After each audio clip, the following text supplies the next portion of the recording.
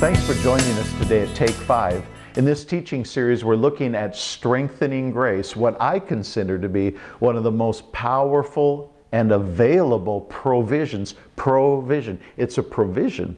And you know what? In order to live and to do what you need to do, you have to have provision. You have to be provided for. Well, strengthening grace is one of the great provisions that God has set aside for us, in a way we could say it, for this New Testament life, to live this life in the way He's called us to. And we're looking at this subject, we could call it, or this divine commodity, kind of from Paul's point of view. His revelation of strengthening grace, his experience of strengthening grace, his prayers about strengthening grace, and then his exhortations about strengthening grace. And so we've really reviewed Paul's revelation of strengthening grace, and if you want to know more about that, go to some of the earlier teachings. Today we're going to look at a couple of Paul's experiences of strengthening grace. Here's a great one. I love this one. 2 Timothy chapter 4. If you have your Bible, you can turn there. 2 Timothy chapter 4.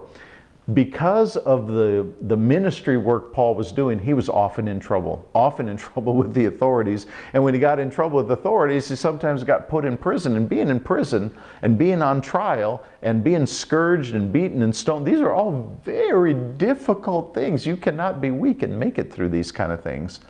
Well, Paul was on trial several times. He said to Timothy in this second letter to Timothy something so wonderful. It's not wonderful what happened to him, but it's wonderful what transpired for him. He said to Timothy, at my first answer, 2 Timothy 4:16, he said, at my first answer, or at my first trial, we could say, that's what it means, he said, no man stood with me. Have you ever had a situation like that, where it's like, I'm alone. It's just me. It's just me. I'm all by myself. And it seems like all those resources and that help that you thought would be there in your special time of need has fled. So Paul had that situation. He had that experience.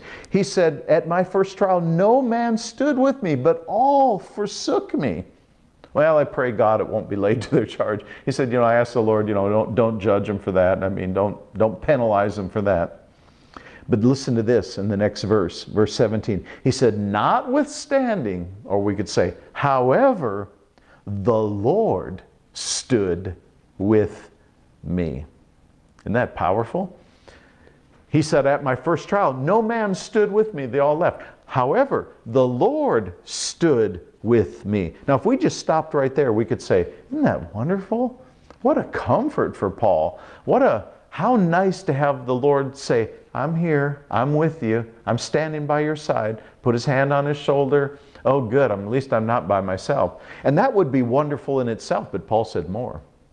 He said, the Lord stood with me and strengthened me. So when Jesus showed up to stand with Paul at his time of trial, and this was a literal trial, but even if it was a figurative trial, like we call it, I'm having a trial of my faith, test of my faith, temptations. The Lord stood with him, not to say, I'm here to comfort you, but he came to minister something to Paul. And so we could say, in a sense, the Lord came, he stood with him, in the Spirit, I don't know how this worked. Maybe he laid his hands on him and there was an infusion of divine strength to Paul to enable him to, we could say, stand alone, to do all things through Christ who strengthened with him. Just like he said to the Philippians, thank you for the money, but even if he hadn't sent it, I've learned the secret of being self-sufficient. Here he stands alone, but he's not alone.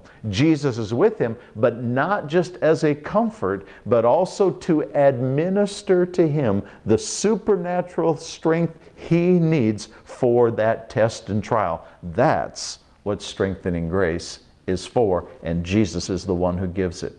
Thanks for joining us today.